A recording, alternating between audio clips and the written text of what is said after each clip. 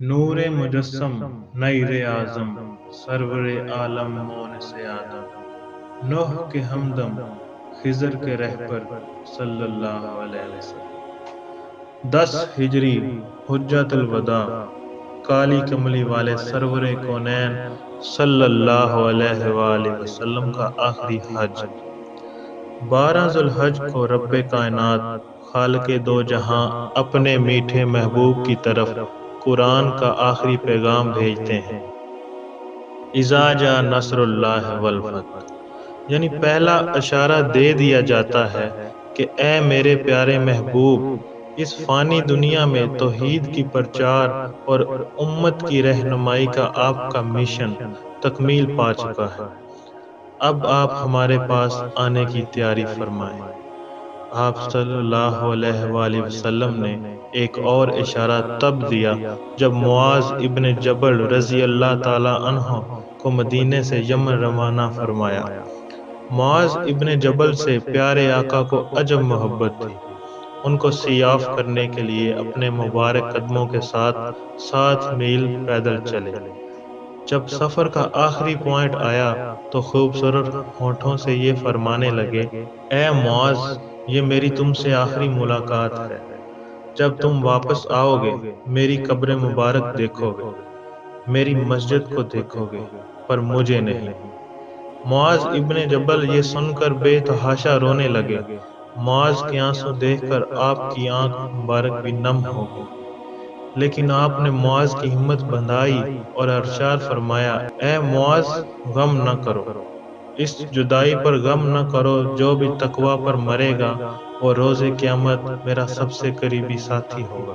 قیامت کے دن میرے سب سے زیادہ قریب وہی لوگ ہوں گے جو تقوی اختیار کرنے والے اور اللہ سے حیا کرنے والے ہوں گے۔ اب آتا ہے 29 سفر۔ سفر کا مہینہ اور تاریخ 29۔ عصر کی نماز کے بعد آپ صلی اللہ علیہ وآلہ وسلم نے ایک جنازہ پڑھایا۔ جنازہ پڑھانے کے بعد میت کو دفنانے کے لیے جنت البقیع تشریف لے گئے۔ وہاں سے واپس جب ہونے لگے تو سر میں شدید درد اٹھا۔ درد شدت اختیار کرنے لگا اور ساتھ تیز بخار۔ 12 ربیع الاول تک 14 دن سرور دو جہاں جن کے لیے یہ دنیا تخلیق کی گئی تھی، پورے 14 دن آپ نے درد کی تکلیف کو برداشت کیا۔ اس وقت تک آپ کی 9 ازواج مطہرات زندہ تھیں، تو دستور کے مطابق آپ روزانہ ایک بیوی کے حجرہ مبارک میں قیام فرماتے تھے۔ وفات سے 3 دن پہلے آپ اپنی بیوی حضرت میمونہ رضی اللہ تعالیٰ عنہ کے گھر تشریف فرما تھے۔ سب بیویوں کو وہاں بلوایا اور ان سے اجازت چاہی کہ میں اپنا آخری وقت حضرت عائشہ رضی اللہ تعالیٰ عنہ کے حجرہ مبارک میں گزارنا چاہتا ہوں۔ تمام بیویوں سے اجازت لینا عدل کی عظیم مثال تھی کہ اسلام ایک سے زیادہ شادیوں کی اجازت تو دیتا ہے، لیکن تب جب آپ عدل قائم رکھ سکیں۔ آپ صلی اللہ علیہ وآلہ وسلم کا فرمان مبارک ہے، جو شخص اپنی بیویوں کے درمیان عدل نہیں کرتا، چاہے وہ کتنا ہی عبادت گزار کیوں نہ ہو، قیامت کے دن اس کا ایک حصہ فالج زدہ ہوگا۔ اللہ اکبر۔ سب بیویوں نے جب اجازت دی تو آپ نے ان کا شکریہ ادا کیا۔ اجازت مل چکی تو آپ نے حضرت علی اور حضرت عباس کو بلایا۔ ان کے کندھوں کا سہارا لے کر حضرت عائشہ کے حجرہ مبارک میں تشریف لے گئے۔ صحابہ کرام اپنے آقا، رہبر اور سردار سے ملاقات کے لیے تشریف لائے۔ آپ اپنے ساتھیوں کو دیکھ کر غمگین ہو گئے۔ صحابہ کو ڈھیر ساری دعائیں دی، کہا کہ میں تمہیں اللہ کے سپرد کرتا ہوں، اللہ تمہارا حامی و ناصر ہو۔ عبداللہ بن مسعود رضی اللہ تعالیٰ عنہ نے دریافت فرمایا، یا رسول اللہ، میرے ماں باپ آپ پر قربان ہوں، ایسا لگتا ہے جیسے جانے کا وقت قریب ہے، تو آپ صلی اللہ علیہ وآلہ وسلم کو غسل کون دے گا؟ تو پیارے آقا صلی اللہ علیہ وآلہ وسلم نے جواب دیا کہ میرے اہل بیت۔ پھر پوچھا، آپ کو کفن کون دے گا؟ تو آپ نے فرمایا، میرے اہل بیت۔ تیسرا سوال ہوا کہ آپ کا جنازہ کون پڑھائے گا؟ تو آپ صلی اللہ علیہ وآلہ وسلم رونے لگے اور فرمایا کہ جب تم لوگ مجھے غسل دے لو تو سب لوگ چلے جانا، اب یہاں پر سرور انبیاء نبی آخر زمان کی شان ملاحظہ فرمائیے۔ آپ صلی اللہ علیہ وآلہ وسلم نے فرمایا، میرے دو وزیر جبرائیل اور میکائیل علیہ السلام آئیں گے اور وہ میرے اوپر درود و سلام پڑھیں گے، پھر ساتوں آسمان کے فرشتے باری باری آئیں گے، پھر میرے اہل بیت اور خاندان کے مرد اور پھر ان کی خواتین آ کر درود و سلام پڑھیں گے، پھر مہاجرین مکہ قریش کے خاندان کے مرد، ان کی عورتیں اور ان کے بچے، پھر مدینہ والے آ کر درود و سلام پڑھیں گے اور اس کے بعد مجھے مٹی کے سپرد کر دینا۔ اے امت، پھر اس کے بعد آپ صلی اللہ علیہ وآلہ وسلم نے جو ارشاد فرمایا وہ ہم سب پر قرض ہے کہ ہم بھی اپنے پیارے نبی سے محبت کا ثبوت دیں۔ آپ صلی اللہ علیہ وآلہ وسلم نے فرمایا کہ میرے بعد میری آنے والی امت کو میرا سلام کہنا، اور انہیں کہنا کہ ان کے بعد جو آئیں ان تک بھی میرا سلام پہنچانا، اور پھر اس کے بعد جو ہیں ان تک بھی، اس طرح میرے سلام کو قیامت تک میری امت تک پہنچا دینا۔ اے مسلمانوں، کتنا عظیم نبی ہے جو آپ تک، ہم سب تک، قیامت تک کے مسلمانوں تک اپنا سلام بھیج گیا ہے۔ ذرا سوچئے کہ اپنے نبی کی اتنی محبت کا صلہ ہم کیسے ادا کر سکیں گے۔ جمعہ رات کو عشاء کی نماز پڑھانے کے لیے آپ صلی اللہ علیہ وآلہ وسلم اٹھنے کی کوشش کرتے ہیں، لیکن کمزوری اور بیماری کے باعث اٹھ نہیں پاتے، تو صحابہ کرام کو فرمایا کہ ابو بکر سے کہو کہ نماز پڑھائیں۔ مسجد نبوی میں صفیں بن چکی تھیں اور حضرت ابو بکر ذرا پیچھے کھڑے تھے، جبکہ حضرت عمر رضی اللہ تعالیٰ عنہ آگے تشریف فرما تھے۔ تو صحابہ کرام نے سمجھا کہ پڑھانی تو نماز ہی ہے، انہوں نے حضرت عمر کو آگے کر دیا۔ جب حضرت عمر رضی اللہ تعالیٰ عنہ نے اللہ اکبر کہا اور پیارے آقا صلی اللہ علیہ وآلہ وسلم نے ان کی آواز سنی تو اپنے حجرہ مبارک کے اندر سے زور سے کہا کہ عمر کو پیچھے کرو، ابو بکر کو آگے کرو۔ یہ میرے اللہ کا فرمان ہے کہ میرے مصلی پر ابو بکر کے سوا کوئی نہیں ٹھہر سکتا، اور اس طرح آپ صلی اللہ علیہ وآلہ وسلم کی وفات تک باقی نمازیں حضرت ابو بکر صدیق رضی اللہ تعالیٰ عنہ نے پڑھائیں۔ جمعہ کا دن تھا، حضرت جبرائیل آپ صلی اللہ علیہ وآلہ وسلم کے پاس تشریف لائے اور فرمایا کہ یا رسول اللہ، مجھے اللہ نے بھیجا ہے کہ جاؤ میرے محبوب کا حال پوچھ کر لاؤ۔ تو آپ صلی اللہ علیہ وآلہ وسلم کو سر کا درد بھی تھا اور تیز بخار بھی، تو فرمایا کہ اے جبرائیل، تکلیف میں ہوں۔ ہفتے کا دن جبرائیل علیہ السلام بھی تشریف لائے اور پھر یہی پوچھا کہ مجھے اللہ نے آپ کا حال پوچھنے کے لیے بھیجا ہے۔ آپ نے پھر وہی جواب دیا کہ اے جبرائیل، تکلیف ہے۔ اللہ وحدہ لا شریک کو سب معلوم تو تھا، لیکن یہ محبت کے عجب رنگ تھے جو رب کائنات اپنے محبوب سے فرما رہے تھے۔ 12 ربیع الاول پیر کا دن، اشراق کے بعد رحمت دو جہاں صلی اللہ علیہ وآلہ وسلم نے اپنی تمام بیویوں کو بلایا، ان سے ملے، ان کو الوداع کہا، انہیں یہ نہیں بتایا کہ میں اس دنیا سے جانے لگا ہوں۔ اس کے بعد آپ نے اپنی پیاری بیٹی لخت جگر حضرت فاطمہ رضی اللہ تعالیٰ عنہ، جنت کی عورتوں کی سردار کو بلایا، پیاری بیٹی کو قریب فرمایا اور ان کے کان میں کچھ کہا تو وہ رونے لگی، پھر دوبارہ قریب فرمایا اور کان میں کچھ کہا تو وہ مسکرانے لگی۔ پہلی مرتبہ قریب فرمانے پر آپ نے انہیں بتایا تھا کہ میں اس دنیا سے جانے لگا ہوں، جس پر وہ رونے لگی تھی، اور دوسری مرتبہ انہیں فرمایا کہ میرے جانے کے بعد اللہ کے ہاں تم مجھ سے سب سے پہلے آ کر ملو گی، جس پر وہ مسکرانے لگی تھی۔ اور پھر تاریخ نے دیکھا کہ حضور صلی اللہ علیہ وآلہ وسلم کی وفات کے صرف 6 ماہ بعد ہی حضرت فاطمہ بھی اس دنیا سے تشریف لے گئیں۔ حضرت فاطمہ رضی اللہ تعالیٰ عنہ کو رخصت کرنے کے بعد اپنے داماد حضرت علی کو بلایا، حضرت علی کے سر مبارک کو اپنی گود میں رکھا اور ان کو دعائیں دیتے رہے۔ آخر میں اپنے جگر کے ٹکڑوں حضرت حسن اور حضرت حسین کو بلایا، بچوں کو سینے سے لگایا تو آپ صلی اللہ علیہ وآلہ وسلم کی آنسو مبارک شروع ہو گئے، کیونکہ کالی کملی والے کو معلوم تھا ان کا ایک بچہ زہر میں تڑپ تڑپ کر اپنی جان دے گا اور دوسرے کا سر مبارک نیزے کی نوک پر لٹکایا جائے گا۔ آپ بولے کچھ نہیں لیکن بے قرار ہو گئے۔ جب ان کو بھی رخصت کر دیا تو اب جبریل علیہ السلام تشریف لائے اور آپ کو عرض کیا کہ یا رسول اللہ، باہر ملک الموت تشریف لائے ہیں، اندر آنے کی اجازت چاہتے ہیں۔ سرور دو جہاں صلی اللہ علیہ وآلہ وسلم نے اجازت دی تو ملک الموت اندر تشریف لائے۔ ملک الموت نے آپ کی بارگاہ میں سلام پیش کیا اور بولے یا رسول اللہ، میں نے آج تک کسی کو سلام نہیں کیا اور نہ کسی کی روح قبض کرنے سے پہلے اس کی اجازت لی ہے، لیکن میرے اللہ نے مجھے حکم دیا ہے کہ آپ سے اجازت لے لوں، اجازت کے بنا اندر داخل نہ ہوں۔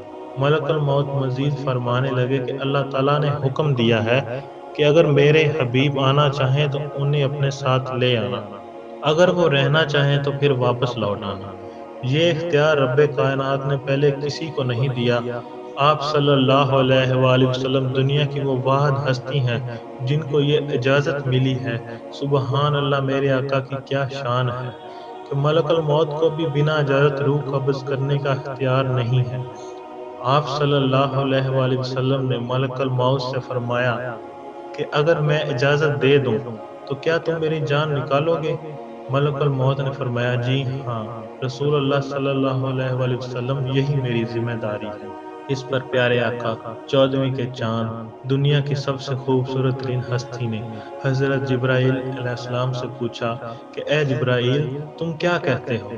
جبرائیل نے فرمایا کہ یا رسول اللہ، اللہ آپ سے ملاقات کے شوق میں ہے۔ میرے مسلمان بھائیوں، آپ سب بھی دعا کریں کہ جب اللہ ہمیں موت دے تو اللہ ہمارے سے ملاقات کے شوق میں ہو۔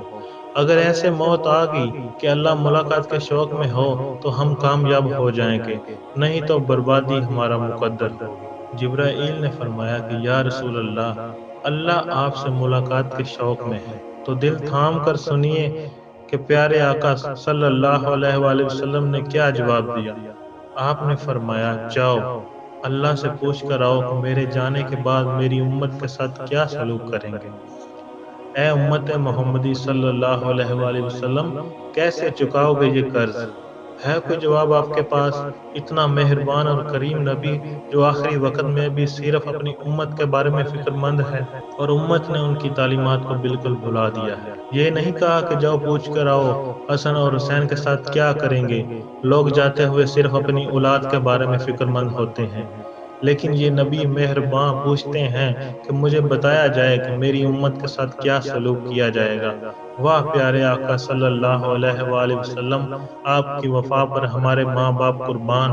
جبرائیل علیہ السلام گئے اور واپس اللہ کا پیغام لے کر آئے۔ فرمایا کہ یا رسول اللہ صلی اللہ علیہ وآلہ وسلم، اللہ نے فرمایا ہے کہ ہم آپ کے بعد آپ کی امت کو تنہا نہیں چھوڑیں گے۔ میرے رب کی قسم، آج ہم اپنے آقا کی محبت کی بدولت ہی انسان ہیں، نہیں تو ہمارے اعمال اس قابل نہیں کہ اللہ ہم پر اپنی رحمت نازل فرمائے۔ اگر پیارے آقا یہ بات نہ اٹھاتے تو سوچیں کہ اللہ کے ساتھ ہماری کیا رشتہ داری تھی۔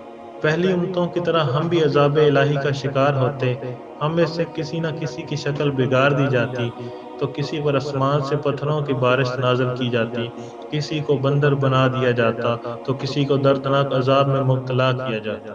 سبز گنبد والے سرکار دو عالم صلی اللہ علیہ وآلہ وسلم پر درود شریف بھیجا کریں، جس کی رحمت کی بدولت آج ہم سب تندناتے پھر رہے ہیں۔ جب خالق کائنات نے گارنٹی دے دی ہے کہ آپ کی امت کے ساتھ اچھا معاملہ فرمائیں گے، تو فرمایا چلو ملک الموت، اب رسم کو پورا کرو، میں جانے کے لیے تیار ہوں۔ جاتے ہوئے پیارے مدنی امت کو دو نصیحتیں فرمائیں۔ اے میری امت، نماز نہ چھوڑنا۔ اے میری امت، اپنے نوکروں کے ساتھ اچھا سلوک کرنا۔ ایک حقوق اللہ سے متعلق ہے اور دوسری حقوق العباد سے متعلق ہے۔ آخری لمحے آپ کا سر مبارک حضرت عائشہ رضی اللہ تعالیٰ عنہ کی گود میں تھا تو حضرت عبد الرحمن بن ابو بکر تشریف لائے اور ان کے ہاتھ میں مسواک تھا۔ کمزوری کی بدولت آپ بول نہیں سکتے تھے تو آپ مسواک کو مسلسل دیکھ رہے تھے۔ حضرت عائشہ نے محسوس کیا کہ آپ کی نظر مسواک کی جانب ہے، تو فرمایا یا رسول اللہ صلی اللہ علیہ وآلہ وسلم، آپ مسواک فرمانا چاہتے ہیں؟ تو آپ نے ہاں میں سر ہلایا۔ جس پر حضرت عائشہ نے بھائی سے مسواک لے کر اپنے منہ میں چبا کر آپ صلی اللہ علیہ وآلہ وسلم کو اپنے ہاتھوں سے مسواک کرایا۔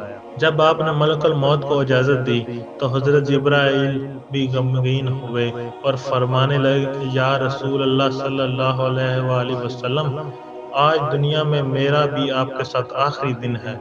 آپ صلی اللہ علیہ وآلہ وسلم آخری نبی ہیں اور اب آپ کے بعد میں بھی کبھی لوٹ کر دنیا میں نہیں آؤں گا۔ آخری لمحات میں یہ بھی اس بات کی گواہی تھی کہ نبی آخر الزمان صلی اللہ علیہ وآلہ وسلم اللہ کے آخری پیغمبر ہیں اور ان کے بعد کوئی نبی نہیں آئے گا۔ ملک الموت نے آپ صلی اللہ علیہ وآلہ وسلم کی روح کو قبض کیا تو حضرت عائشہ رضی اللہ تعالیٰ عنہ کی چیخ نکلی۔ آواز سن کر تمام ازواج مطہرات دوڑی ہوئی آئیں تو آپ کا وقت اس دنیا میں پورا ہو چکا تھا۔ آپ صلی اللہ علیہ وآلہ وسلم کو لٹا دیا گیا اور رخ مبارک پر چادر ڈال دی گئی۔ حضرت ابوبکر صدیق رضی اللہ تعالیٰ عنہ اس وقت اپنی دوسری بیوی کے ہاں گئے ہوئے تھے۔ ان کو اس بات کی خبر ملی تو وہ دوڑے ہوئے تشریف لائے۔ آپ کے رخ انور سے کپڑا ہٹایا، ماتھے پر بوسہ دیا اور فرمایا، ہائے میرا دوست، ہائے میرا نبی، ہائے میرا خلیل۔ حضرت ابوبکر باہر تشریف لے گئے تو صحابہ کرام میں ایک کہرام مچا ہوا تھا۔ کوئی اس بات کو تسلیم کرنے کے لیے راضی نہیں تھا کہ آقا صلی اللہ علیہ وآلہ وسلم اب اس دنیا میں نہیں رہے۔ حضرت عمر رضی اللہ تعالیٰ عنہ تو تلوار نکال کر کھڑے تھے کہ جس نے کہا کہ رسول اللہ صلی اللہ علیہ وآلہ وسلم وفات پا گئے ہیں تو میں اس کا سر اڑا دوں گا، وہ بس اللہ کے ہاں تشریف لے گئے ہیں، وہ واپس آئیں گے، وہ ضرور واپس آئیں گے اور کفار سے جہاد کریں گے۔ تو حضرت ابوبکر صدیق رضی اللہ تعالیٰ عنہ منبر پر تشریف لائے اور فرمایا، اے عمر بیٹھ جاؤ۔ اس کے بعد آپ رضی اللہ تعالیٰ عنہ نے وہ الفاظ فرمائے جو رہتی دنیا تک ہمارے لیے مشعل راہ ہیں۔ حضرت ابوبکر رضی اللہ تعالیٰ عنہ نے ارشاد فرمایا، موت سے پاک صرف اللہ کی ذات ہے جو ہمیشہ زندہ ہے اور زندہ رہے گی۔ تمام انبیاء کو بھی موت آئے گی اور ہمارے پیارے نبی صلی اللہ علیہ وآلہ وسلم بھی اس دنیا میں اب نہیں رہے۔ یہ الفاظ سن کر حضرت عمر رضی اللہ تعالیٰ عنہ نے نڈال ہو کر گر گئے اور فرمانے لگے کہ اب مجھے یقین آ گیا ہے کہ ہمارے سردار اب ہم میں نہیں رہے۔ اے لوگو، موت برحق ہے، موت سے کسی کو بھی فرار نہیں۔ اپنی موت سے پہلے اپنے اللہ کو راضی کر لیں۔ اب سب پریشان تھے کہ پیارے آقا صلی اللہ علیہ وآلہ وسلم کو غسل کیسے دیا جائے۔ غسل دینا تو اہل بیت نے تھا، لیکن سب پریشان تھے کہ کیسے غسل دیا جائے، بدن مبارک سے کپڑے اتارے جائیں یا پھر کیا کیا جائے۔ تو اچانک غیب سے آواز آئی، میرے محبوب کے بدن مبارک سے کپڑا نہ اتارا جائے۔ آقا صلی اللہ علیہ وآلہ وسلم کو کپڑوں کے ساتھ ہی غسل دیا جائے۔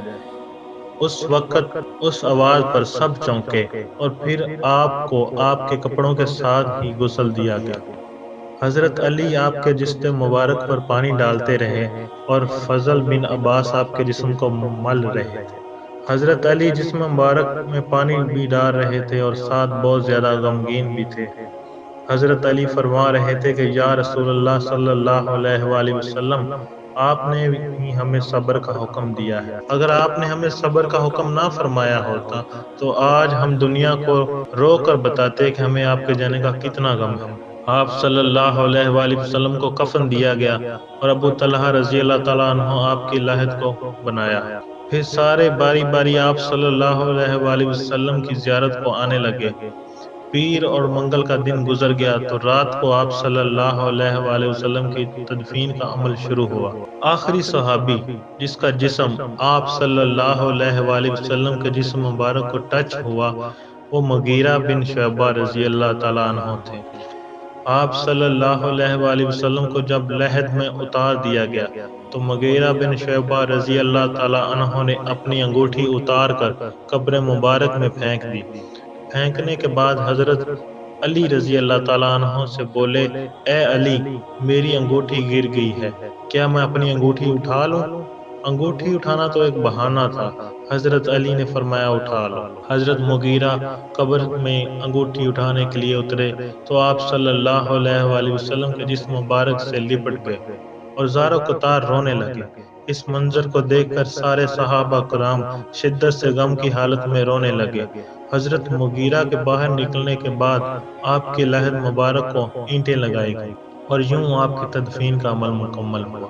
یہ ایک ویڈیو نہیں بلکہ داستان غم ہے اور ہمارے لیے اللہ اور اس کے رسول صلی اللہ علیہ وآلہ وسلم کے راستے پر چلنے کا ایک موقع ہے۔